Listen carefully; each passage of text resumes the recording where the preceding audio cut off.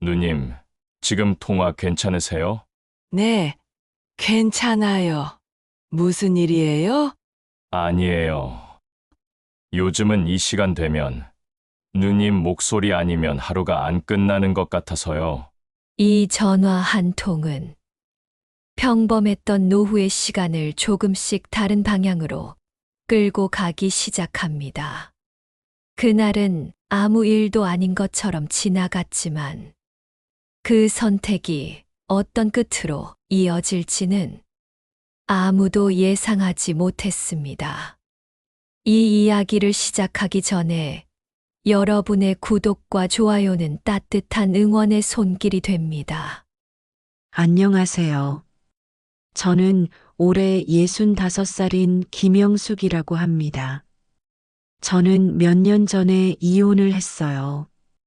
결혼 생활 내내 남편과 아이들을 위해 살았죠. 아침 일찍 일어나서 밥을 차리고 빨래를 하고 집안일을 도맡아 하면서 가족을 뒷바라지했습니다. 그렇게 30년 넘게 살았는데 남편은 결국 다른 여자를 만났고 저는 혼자가 됐어요. 아이들은 각자 결혼해서 바쁘게 살고 있고요. 가끔 명절 때나 얼굴 보는 게 전부입니다. 이혼하고 나서 처음에는 그래도 괜찮았어요. 이제 내 인생을 살아보자. 그동안 못했던 것들 해보자 싶었거든요. 하지만 막상 혼자 사는 게 이렇게 외로울 줄은 몰랐습니다. 아침에 눈을 떠도 말을 걸 사람이 없고 하루 종일 텔레비전만 보다가 잠들기 일쑤였어요. 가끔 마트에 장을 보러 가면 계산대 직원과 나누는 짧은 인사말이 그날의 유일한 대화인 날도 많았죠. 경제적으로는 그나마 다행이었습니다. 국민연금이 매달 나오고 젊었을 때 모아둔 적금도 조금 있었거든요. 먹고 사는 데는 큰 문제가 없었어요. 하지만 돈이 있다고 해서 외로움이 해결되는 건 아니더라고요.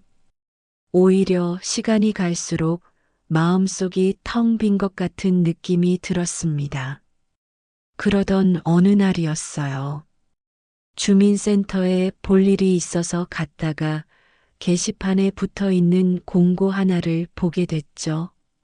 실버 댄스 교실 수강생 모집이라는 제목이었습니다.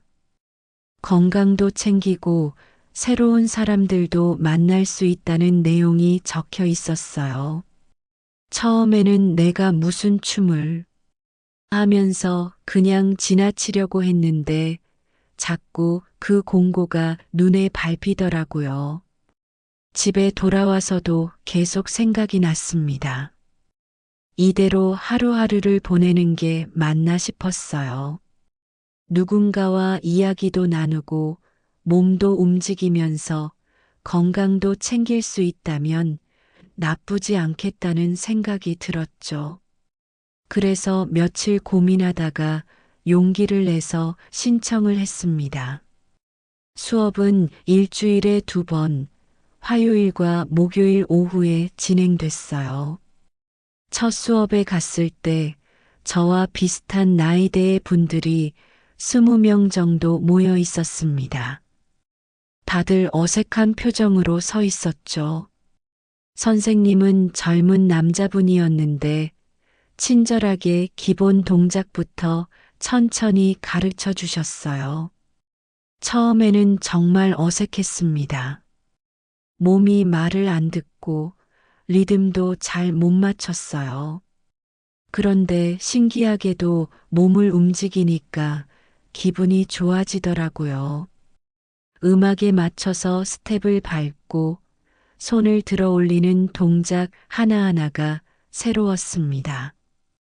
무엇보다 다른 사람들과 함께 한다는 느낌이 좋았어요. 수업이 끝나고 나서 몇몇 분들과 차를 마시러 가기도 했습니다. 오랜만에 사람들과 이런저런 이야기를 나누니까 마음이 한결 가벼워졌어요. 아, 이런 게 사람 사는 거구나 싶었죠. 그날 밤 집에 돌아와서는 오랜만에 편안하게 잠들 수 있었습니다. 그렇게 댄스 교실은 제 삶의 새로운 활력이 됐어요.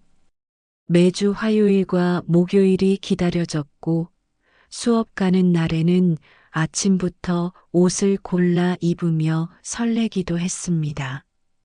댄스 교실에 다닌 지 한 달쯤 지났을 때였어요. 수업 중에 파트너를 바꿔가며 연습하는 시간이 있었는데 그날 제 파트너가 된 남자분이 있었습니다. 다른 분들보다 좀 젊어 보였어요. 50대 중반쯤 됐을까요? 키도 크고 인상도 부드러웠죠. 처음 뵙겠습니다. 잘 부탁드립니다. 정중하게 인사를 하더니 제 손을 살짝 잡고 스텝을 가르쳐 줬어요. 다른 분들은 대충대충 동작만 맞추고 넘어가는데 이분은 달랐습니다. 제가 발을 헛디디면 천천히 하셔도 돼요라고 말하며 기다려줬고 제 시선 높이에 맞춰서 동작을 다시 보여주기도 했어요. 누님 리듬 타시는 거 보니까 센스가 있으세요. 조금만 연습하시면 금방 늘 거예요. 별것 아닌 말이었는데 오랜만에 듣는 칭찬이라서 그런지 기분이 묘하게 좋았습니다. 수업이 끝나고 나서도 그분은 제게 다가와서 물을 건네며 오늘 수고하셨어요 라고 인사를 했어요. 다른 사람들한테도 저렇게 친절한가 싶어서 주위를 둘러봤는데 유독 저한테만 신경을 쓰는 것 같았습니다. 다음 수업 때도 마찬가지였어요. 파트너를 바꿔가며 연습하는 시간이 되면 어김없이 제 옆으로 와서 함께 춤을 췄죠. 제가 동작을 잘 못 따라가면 옆에서 천천히 알려주고 잘하면 엄지를 치켜 세우며 격려해 줬습니다. 처음에는 그냥 친절한 사람이라고만 생각했어요. 하지만 자꾸 그러다 보니까 조금씩 의식이 되더라고요. 어느 날은 수업이 끝나고 나서 그분이 말을 걸어왔어요. 누님, 혹시 시간 되시면 차 한잔 하실래요? 근처에 조용한 카페가 있거든요. 갑작스러운 제안이라 당황스러웠습니다. 하지만 거절할 이유도 없었고 사실 집에 가봤자 할 일도 없었어요. 그래서 네, 좋아요라고 대답했죠. 카페에 가서 마주 앉으니까 왠지 어색했습니다. 그분은 따뜻한 차를 주문해주고는 편안하게 이야기를 시작했어요. 저는 댄스가 취미예요. 원래 직장 생활하다가 요즘은 이것저것 하면서 지내고 있어요. 누님은 어떻게 댄스 교실에 오시게 됐어요? 저요? 그냥 집에만 있으니까 답답해서요. 사람도 만나고 몸도 좀 움직여야겠다 싶어서 시작했죠. 혼자 사세요? 네. 이혼하고 혼자 살아요. 제가 대답하자 그분은 고개를 끄덕이며 공감하는 표정을 지었습니다. 많이 외로우시겠어요. 저도 비슷해요. 가족이랑은 따로 살고 친구들도 다들 바빠서 자주 못 만나거든요. 그래서 댄스 교실 같은 데서 사람들 만나는 게 위안이 되더라고요. 그분의 말투는 진지했고 눈빛도 따뜻했어요.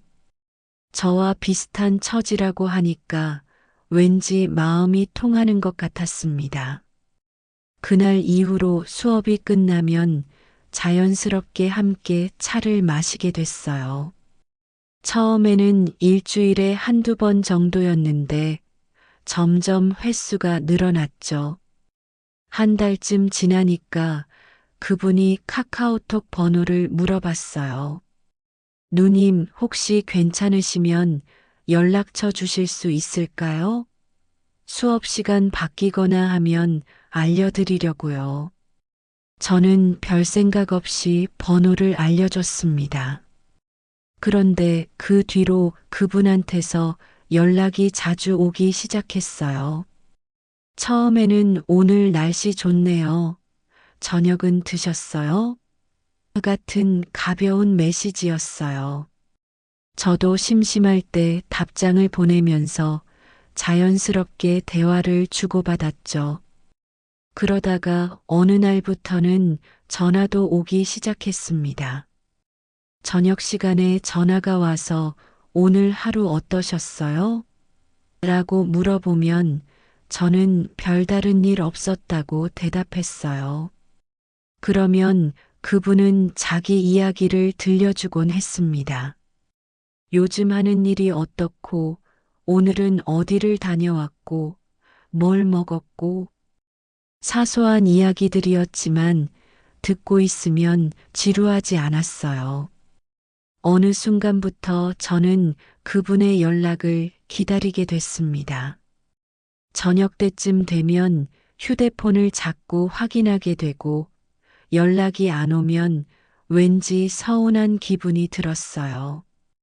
이게 뭔가 싶었지만 동시에 이런 감정이 나쁘지 않았습니다. 오랜만에 누군가 저를 신경 써준다는 느낌이 들었거든요. 그렇게 몇 달이 지났어요. 댄스 교실은 여전히 일주일에 2번 있었지만 이제 저에게 중요한 건 수업 자체보다 그분을 만나는 시간이었습니다. 수업이 없는 날에도 그분과는 거의 매일 연락을 주고받았어요. 아침에 일어나면 잘 주무셨어요? 라는 메시지가 와 있고 저녁에는 통화를 하는 게 일상이 됐죠. 그분은 제 이야기를 잘 들어줬어요. 제가 오늘 뭘 먹었는지, 날씨가 어땠는지, 텔레비전에서 뭘 봤는지 같은 사소한 이야기도 귀담아 들었습니다. 그러면서 중간중간 정말 힘드셨겠어요. 그런 일도 있으셨군요 하며 공감해 줬어요. 누군가 제 말을 이렇게 진지하게 들어주는 게 얼마만인지 모르겠더라고요. 어느 날 저녁 통화 중에 제가 무심코 이혼 이야기를 꺼냈습니다. 남편이랑 30년 넘게 살았는데 결국 배신당했어요. 그동안 제가 뭘 한 건지 모르겠어요. 그랬더니 그분이 한숨을 쉬며 말했어요. 누님 잘못이 아니에요. 세상에 그런 사람들이 있는 거죠. 누님은 최선을 다하셨잖아요. 그 말을 듣는 순간 눈물이 났습니다. 그동안 아무도 제 편이 되어주지 않았거든요. 아이들조차 아버지 편만 들었어요. 그런데 이 사람은 달랐습니다. 제 마음을 정확히 알아주는 것 같았어요. 누님, 울지 마세요.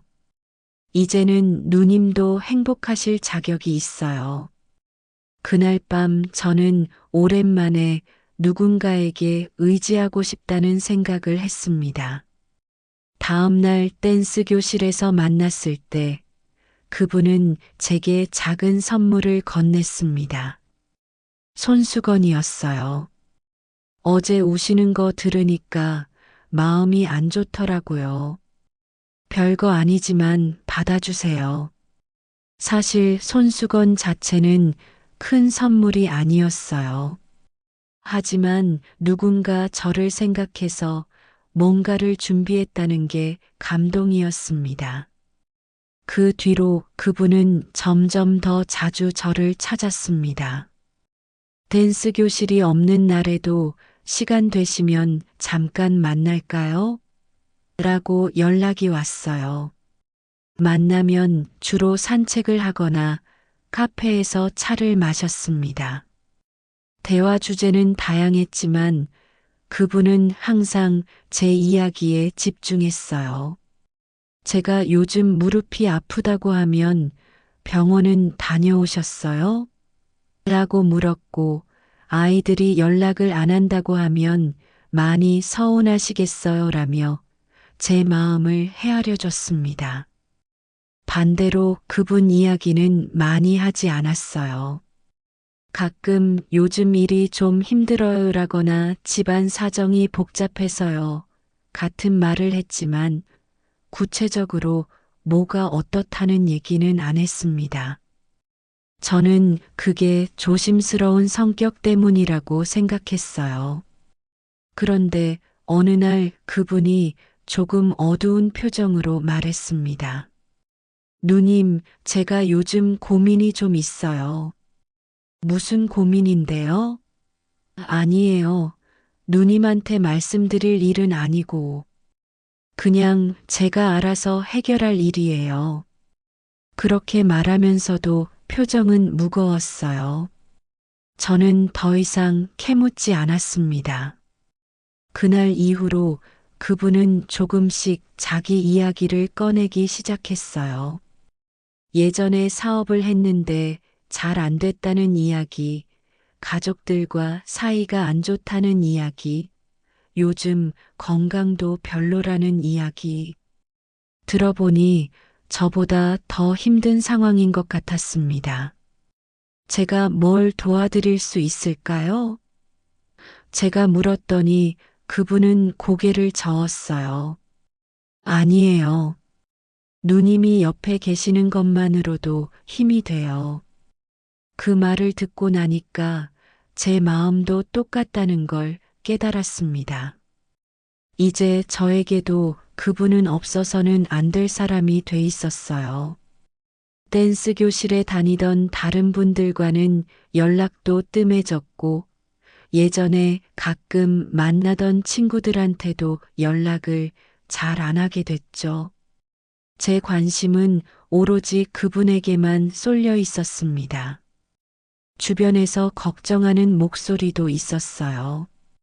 댄스 교실 동기 중 한 분이 조심스럽게 말했습니다. 언니, 요즘 그분하고만 다니시는 것 같은데 괜찮으세요? 뭐가요? 아니, 그냥 너무 의지하시는 거 아닌가 싶어서요. 괜찮아요. 좋은 분이에요. 저는 그렇게 대답했지만 사실 마음 한구석에서는 불안한 감정도 있었어요. 하지만 그 불안을 인정하고 싶지 않았습니다. 지금 이 관계가 제게는 너무 소중했거든요. 그렇게 지내던 어느 날이었어요. 그분한테서 평소보다 늦은 밤에 전화가 왔습니다. 목소리가 많이 가라앉아 있었어요. 누님, 지금 통화 괜찮으세요? 네, 괜찮아요. 무슨 일 있어요? 아니에요. 그냥 목소리 듣고 싶어서요. 뭔가 이상하다는 생각이 들었습니다. 평소와 달리 말수도 적고 한숨만 계속 쉬더라고요. 무슨 일 있으면 말씀하세요. 제가 들어드릴게요. 그랬더니 한참을 망설이다가 입을 열었어요. 사실은 요즘 경제적으로 좀 힘들어요. 예전에 사업 정리하면서 빚이 생겼는데 그게 아직 남아있거든요. 처음으로 그분이 구체적인 어려움을 털어놓는 거였어요. 저는 뭐라고 위로해야 할지 몰라서 그냥 들어주기만 했습니다. 말씀드리기 부끄럽지만 이번 달 병원비 내는 것도 빠듯해요. 원래 누님한테 이런 얘기 안 하려고 했는데 오늘따라 너무 힘드네요. 그 말을 듣는 순간 가슴이 먹먹해졌습니다. 저를 이렇게 챙겨주던 분이 사실은 이렇게 힘든 상황이었다니요. 얼마나 필요하세요? 제가 물었더니 그분은 당황한 듯 말했어요. 아니에요, 누님. 제가 그러려고 말씀드린 게 아니에요. 그냥 답답해서 털어놓은 거예요. 괜찮아요. 제가 도와드릴 수 있으면 돕고 싶어요. 며칠 뒤 저는 그분을 만나서 돈을 건넸습니다. 많은 금액은 아니었어요. 100만 원 정도였죠. 그분은 처음에는 받지 않으려고 했습니다. 누님, 이거 받으면 안 돼요. 제가 어떻게 갚아요? 갚으실 생각 마세요. 그냥 제가 드리는 거예요. 저도 여유 있을 때 받아둔 게 있어요. 그분은 눈물을 글썽이며 고맙다고 했어요. 누님 은혜는 평생 못 잊을 거예요. 제가 꼭 나중에 보답할게요. 저는 그 말이 진심이라고 믿었습니다.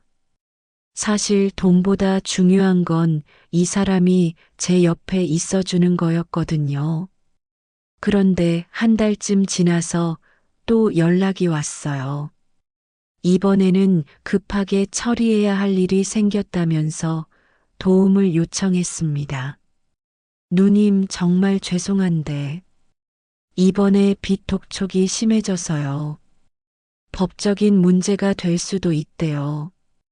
얼마나 필요하세요? 이번에는 좀 큰 금액이에요. 300만 원 정도인데 누님한테 이런 부탁하기 너무 죄송해요. 저는 잠깐 망설였습니다. 300만 원은 적은 돈이 아니었거든요. 하지만 그분이 법적인 문제까지 생긴다고 하니까 그냥 넘어갈 수가 없었어요. 결국 적금을 해지해서 돈을 마련했습니다. 누님, 제가 정말 못난 사람이네요. 이렇게 도움만 받아서 괜찮아요. 힘든 일 빨리 해결하세요. 그 뒤로 도움 요청은 점점 잦아졌습니다. 한 달에 한두 번씩 연락이 왔어요. 처음에는 몇십만 원씩이었는데 나중에는 100만 원, 200만 원으로 금액이 커졌죠. 그때마다 저는 거절하지 못했습니다. 이 사람이 없으면 저는 다시 혼자가 될 거라는 두려움이 있었어요. 저축해둔 돈은 점점 줄어들었습니다. 적금도 다 해지하고 보험도 중도 해지했어요. 그래도 부족하니까 퇴직금까지 손을 대기 시작했죠. 제 통장 잔고를 확인할 때마다 불안했지만 그분이 곧 정리되면 다 갚을게요라고 하면 다시 안심이 됐습니다. 어느 날 그분이 말했어요. 누님, 제가 곧 큰 일을 하나 성사시킬 것 같아요. 그러면 지금까지 빌린 거 다 갚고 누님한테 더 잘해드릴 수 있을 거예요. 무슨 일인데요? 지인 소개로 괜찮은 사업 기회가 생겼어요. 조금만 더 버티면 돼요. 저는 그 말을 믿었습니다. 이 사람이 저한테 거짓말을 할 리 없다고 생각했어요. 실제로 그분은 여전히 저를 잘 챙겨줬거든요.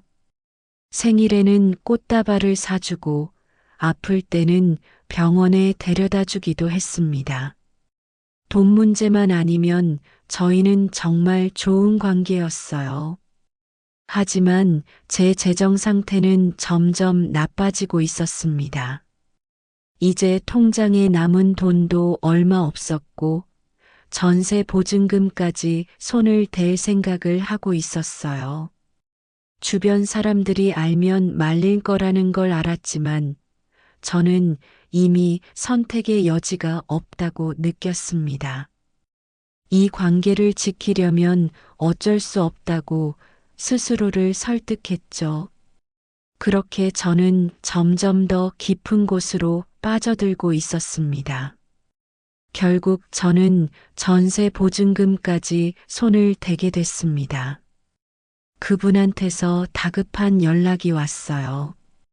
누님, 이번에 정말 큰일 났어요. 사업 자금이 급하게 필요한데 조달이 안 되면 지금까지 투자한 게 다 날아가요. 목소리가 떨리고 있었습니다. 얼마나 필요하세요? 1,000만 원이요. 정말 죄송해요. 이번만 도와주시면 다음 달에는 사업 대금이 들어와요. 그때 지금까지 빌린 거 전부 갚을게요. 1,000만 원이라는 금액에 저는 숨이 막혔습니다. 하지만 그분 목소리가 너무 절박해서 차마 거절할 수가 없었어요. 제가 좀 알아볼게요. 정말요? 누님 정말 감사해요. 이 은혜 꼭 갚을게요. 그날 밤 저는 잠을 이룰 수가 없었습니다. 전세 보증금을 빼면 제가 살던 집을 나가야 했어요. 하지만 그분이 사업만 성공하면 다 해결될 거라고 했고, 저는 그 말을 믿고 싶었습니다. 며칠을 고민하다가 결국 집주인한테 연락했어요. 죄송한데요. 제가 급한 일이 생겨서 전세금 중에 일부를 먼저 받을 수 있을까요? 집주인은 난색을 표했지만 제가 계속 사정하니까 결국 1,000만 원을 먼저 돌려줬습니다. 대신 2달 안에 집을 비워달라고 했어요. 저는 떨리는 손으로 그 돈을 그분한테 전달했습니다. 누님, 이걸 어떻게 받아요? 정말 죄송해요. 괜찮아요. 대신 약속 꼭 지켜주세요. 네, 당연하죠. 다음 달 초에 대금 들어오면 바로 갚을게요. 그분은 저를 꼭 안아주며 고맙다고 했습니다. 그 순간만큼은 제 선택이 옳았다고 느껴졌어요. 이 사람은 진심으로 저를 아끼고 저 역시 이 사람 없이는 살 수 없으니까요. 하지만 다음 달이 지나도 돈은 돌아오지 않았습니다. 그분한테 조심스럽게 물어봤어요. 저기, 사업 대금은 들어왔어요? 아, 그게 조금 늦어지고 있어요. 거래처에서 입금을 미루고 있어서요. 조금만 더 기다려주세요. 또 한 달이 지났습니다. 이제 저는 집을 나가야 하는 시점이 됐어요. 집주인은 계속 독촉 전화를 했고 저는 갈 곳이 없었습니다. 그분한테 다시 연락했죠. 저 이제 집을 나가야 해요. 돈은 언제쯤 갚으실 수 있어요? 누님 정말 죄송해요. 조금만 더 시간을 주세요. 제가 지금 이것저것 알아보고 있어요. 그때부터 불안감이 밀려왔습니다. 혹시 제가 잘못 판단한 건 아닐까? 하지만 이미 너무 많은 돈을 준 상태였어요. 지금 와서 의심하기에는 너무 늦었습니다. 저는 남은 돈으로 당장 머물 곳을 찾아야 했어요. 부동산을 돌아다니며 알아보니 제가 감당할 수 있는 건 고시원밖에 없었습니다. 월세 30만 원짜리 작은 방이었어요. 창문도 제대로 없고 침대 하나 놓으면 꽉 차는 공간이었죠. 그래도 선택의 여지가 없었습니다. 짐을 싸면서 눈물이 났어요. 30년 넘게 가정을 꾸리며 모아둔 살림살이들을 대부분 버려야 했습니다. 고시원에는 필요한 것만 가져갈 수 있었거든요. 이불 한 채, 옷 몇 벌, 그리고 간단한 세면도구가 전부였어요. 고시원으로 이사한 첫날 밤, 저는 좁은 방 안에 앉아서 한참을 울었습니다. 65살 나이에 이런 곳에서 살게 될 줄은 꿈에도 몰랐어요. 복도에서 들려오는 다른 사람들 발자국 소리, 벽 너머로 새어나오는 텔레비전 소리, 모든 게 낯설고 두려웠습니다. 그래도 저는 그분한테 연락했어요. 저 이사 끝났어요. 어디로 가셨어요? 고시원이요. 한참 동안 침묵이 흘렀습니다. 누님, 정말 죄송해요.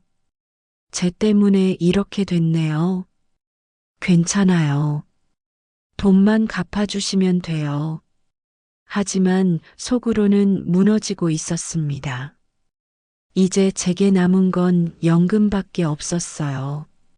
매달 받는 연금으로 고시원 월세 내고 밥 먹고 나면 남는 게 거의 없었습니다. 통장 잔고는 거의 바닥이 났고 저축도 보험도 전세금도 다 사라졌죠. 그분은 여전히 연락을 했습니다. 하지만 예전처럼 자주는 아니었어요. 일주일에 한두 번 정도, 그마저도 통화보다는 문자가 많았습니다. 누님, 요즘 좀 바빠요. 나중에 연락드릴게요. 그런 메시지만 왔죠. 저는 점점 혼자가 되어가고 있었습니다. 그분 말고는 연락할 사람도 없었고, 고시원에서는 다른 사람들과 마주쳐도 인사조차 나누지 않았어요. 밤마다 좁은 방에 누워서 천장만 바라봤습니다. 내가 왜 이렇게 됐을까? 후회가 밀려왔지만 이미 돌이킬 수 없었어요. 고시원 생활을 시작한 지 한 달쯤 지났을 때였어요. 그분한테서 연락이 뜸해지기 시작했습니다. 예전에는 하루에 한두 번씩 연락이 왔는데 이제는 사흘에 한 번, 일주일에 한 번으로 줄어들었죠. 제가 먼저 연락해도 답장이 늦었어요. 요즘 일이 너무 바빠서요. 나중에 통화할게요. 불안한 마음에 전화를 걸었습니다. 벨소리만 길게 울리다가 끊겼어요. 다시 걸어도 마찬가지였죠. 문자를 보냈습니다. 저예요. 연락 좀 주세요. 걱정돼요. 한참 뒤에 답장이 왔어요. 누님, 죄송해요. 지금 정신이 하나도 없어요. 조금만 기다려주세요. 그렇게 또 며칠이 지났습니다. 어느 날 저녁 제 휴대폰에 모르는 번호로 문자가 왔어요. 열어보니 사진 파일이 하나 첨부돼 있었습니다. 클릭하는 순간 숨이 멎는 것 같았어요. 그분과 제가 주고받았던 카카오톡 대화 내용이 캡처돼 있었거든요. 대화 내용 옆에는 제 얼굴 사진도 있었습니다. 그분이 찍어간 사진이었어요. 그리고 맨 아래에 짧은 문장이 적혀 있었죠. 이 내용 주변에 알리고 싶지 않으면 연락하세요. 손이 떨렸습니다. 뭔가 잘못됐다는 걸 그제야 깨달았어요. 떨리는 손으로 그 번호로 전화를 걸었습니다. 남자 목소리가 들렸는데 그분은 아니었어요. 낯선 사람이었죠. 누구세요? 제가 물었더니 상대방이 비웃듯 말했습니다. 할머니, 그동안 돈 많이 줬죠? 우리가 고맙게 잘 받았어요. 무슨 소리예요? 당신 누구예요? 누군지는 중요하지 않아요. 중요한 건 할머니가 우리한테 돈을 더 줘야 한다는 거예요. 안 그러면 이 대화 내용이랑 사진 다 퍼뜨릴 거예요. 할머니 자식들한테도 보내고, 동네 사람들한테도 보내고, 머릿속이 하얘졌습니다. 저는 돈이 없어요. 이미 다 줬어요. 거짓말하지 마세요. 연금 받잖아요. 대출도 받을 수 있고, 이번 주까지 500만 원 보내세요. 안 그러면 할머니 인생 끝이에요. 전화가 끊겼습니다. 저는 그대로 주저앉았어요. 온몸이 떨렸고 숨을 쉬기가 힘들었습니다. 지금까지 믿었던 모든 게 거짓이었다는 사실을 받아들일 수가 없었어요. 그분의 다정한 말들, 저를 걱정해주던 모습들, 모든 게 계획된 연극이었던 거죠. 그날 밤 저는 잠을 한숨도 자지 못했습니다. 계속해서 그동안의 일들이 머릿속을 스쳐 지나갔어요. 처음 댄스 교실에서 만났을 때부터 친절하게 다가왔던 순간들, 제 외로움을 파고들던 말들, 모든 게 사기였다는 게 믿기지 않았습니다. 다음 날 그분한테 전화를 걸었어요. 이번에는 받더라고요. 여보세요? 목소리는 여전히 부드러웠습니다. 어떻게 이럴 수 있어요? 저를 이렇게 속일 수가 있어요? 제가 울먹이며 말하자 그분은 한숨을 쉬었습니다. 누님, 제 말 좀 들어보세요. 상황이 복잡해요. 제가 의도한 게 아니에요. 의도하지 않았다고요? 그럼 이게 다 뭐예요? 제 대화 내용이랑 사진을 찍어간 것도 의도한 게 아니에요? 누님, 저도 어쩔 수 없었어요. 제 위에 사람들이 있어요. 저도 빚 때문에 이런 일을 하게 된 거예요. 변명 같은 말들이 계속 이어졌습니다. 하지만 더 이상 믿을 수가 없었어요. 그럼 제가 준 돈은요? 그것도 다 거짓말이었어요?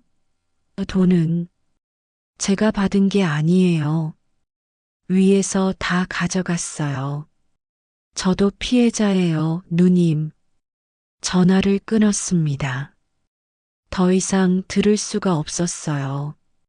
온몸에 힘이 빠졌고 숨 쉬는 것조차 힘들었습니다.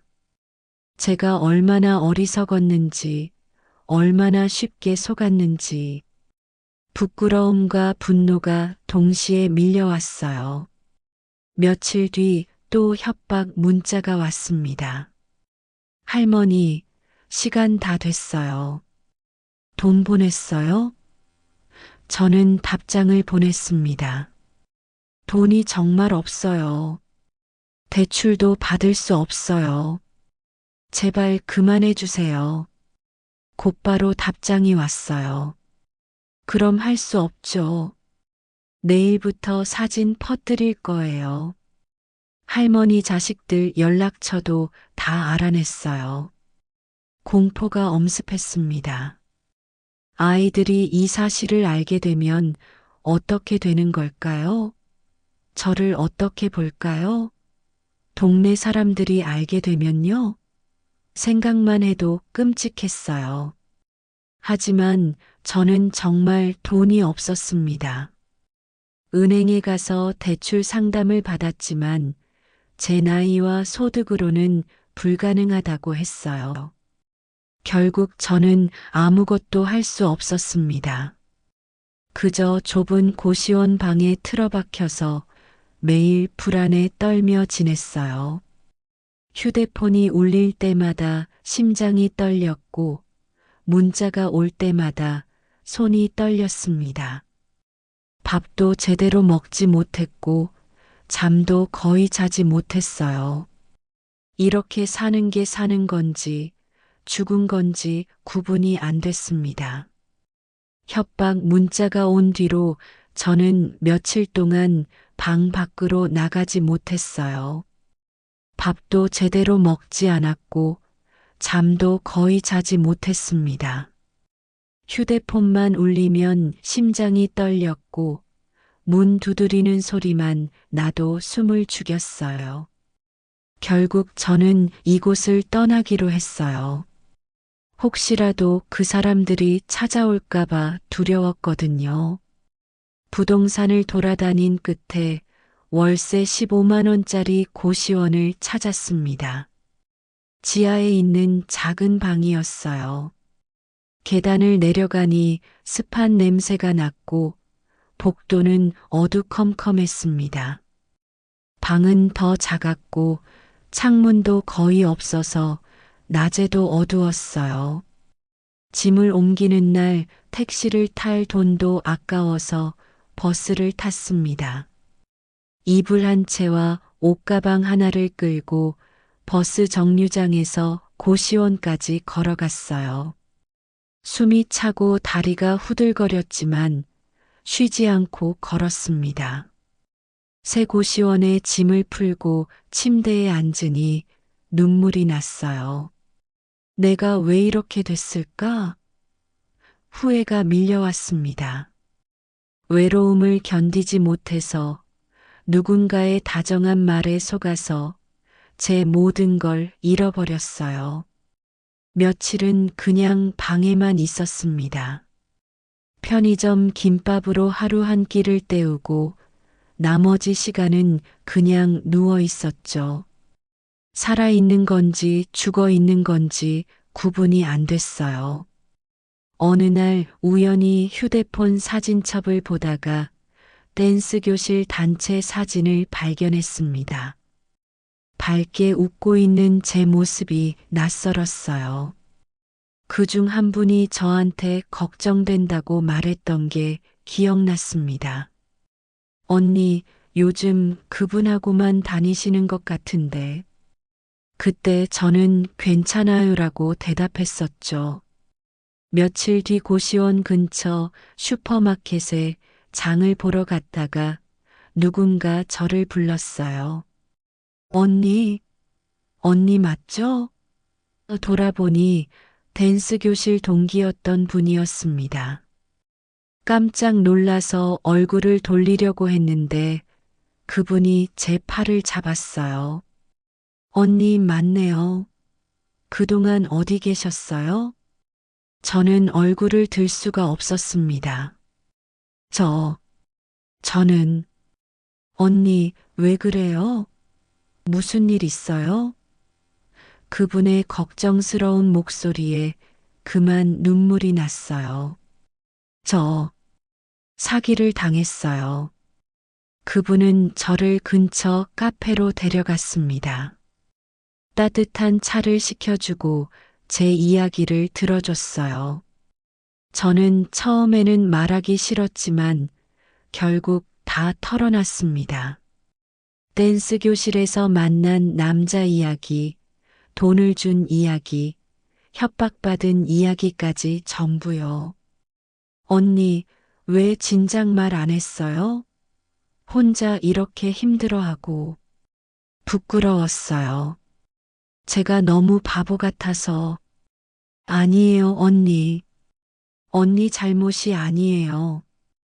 그분은 잠시 생각하더니 말했어요. 언니, 저희 남편이 변호사예요.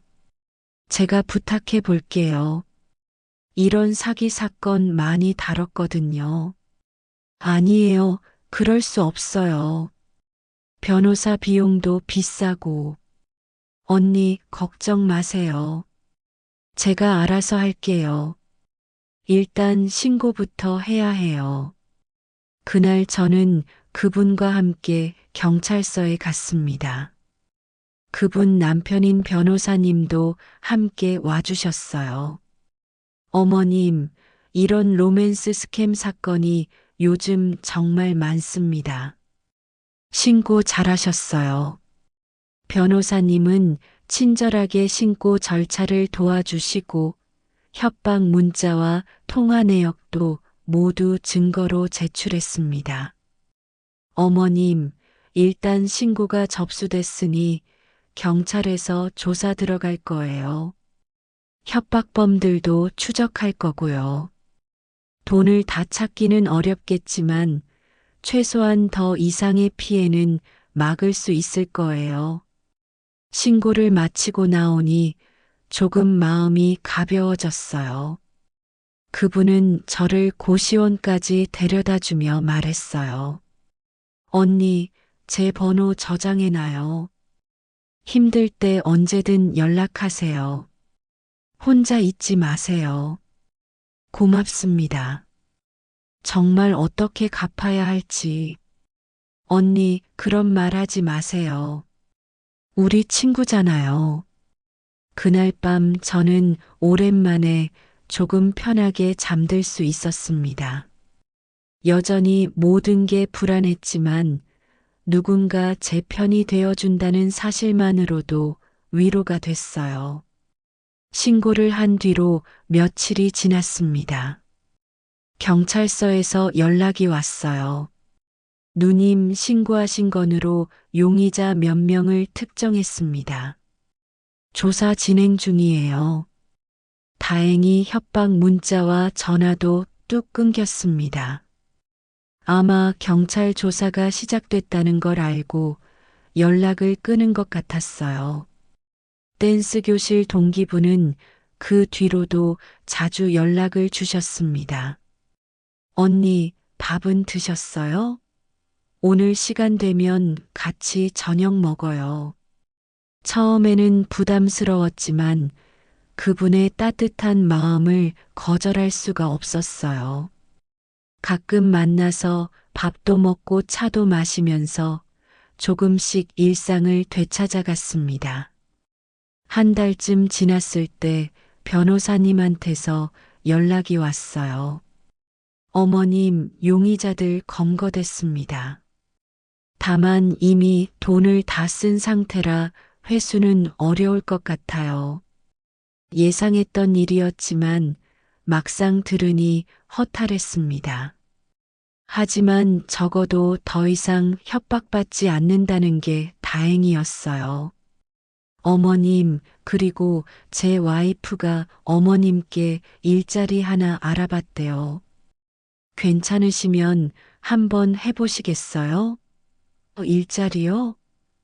네, 저희 아는 분이 운영하는 복지관에서 식당 보조일 구하는데 추천해드렸어요. 급여는 많지 않지만 괜찮으실 거예요.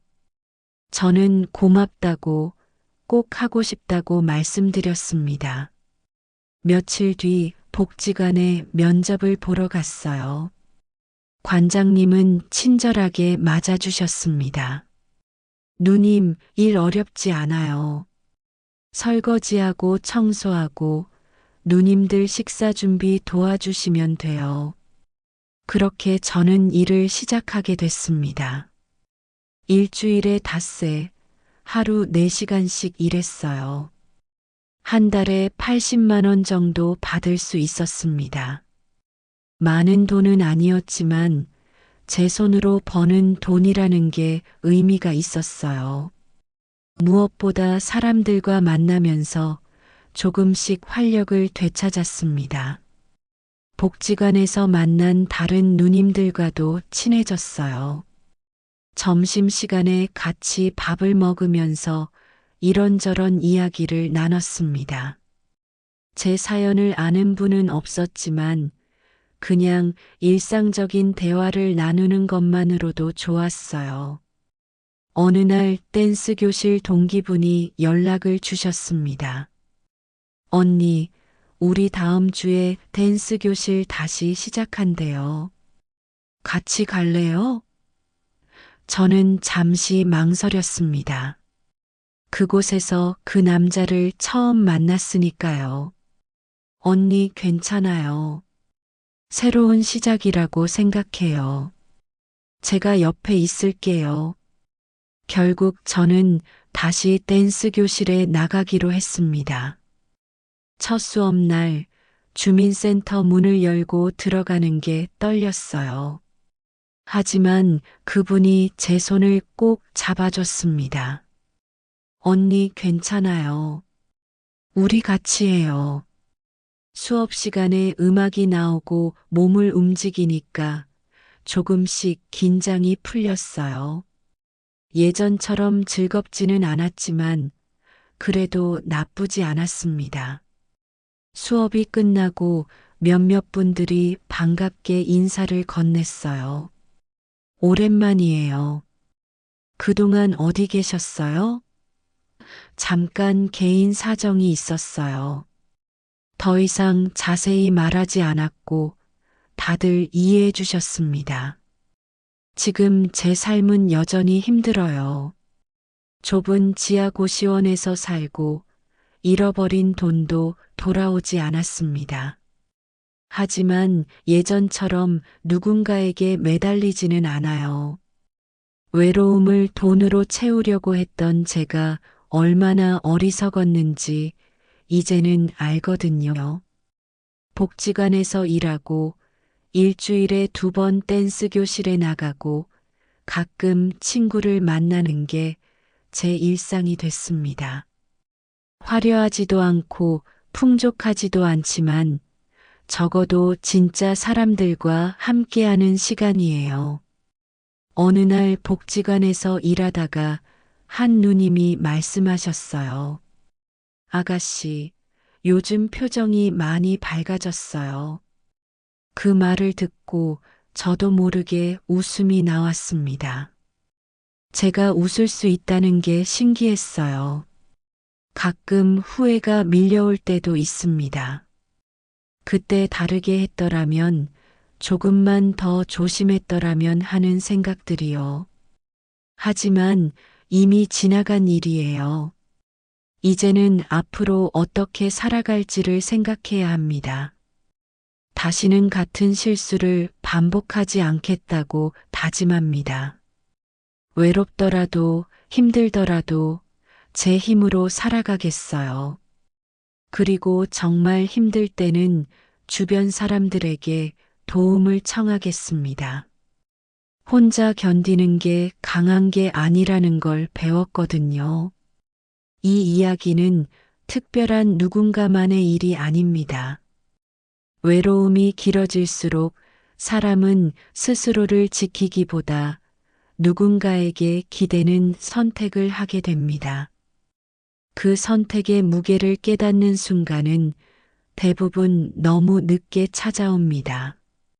그럼에도 그녀의 삶이 남긴 것은 완전한 끝이 아니라 더 늦기 전에 멈출 수 있다는 가능성이었습니다. 이런 기록들이 마음에 남으셨다면 다음 이야기도 놓치지 않도록 구독과 좋아요로 함께 해주시면 감사하겠습니다.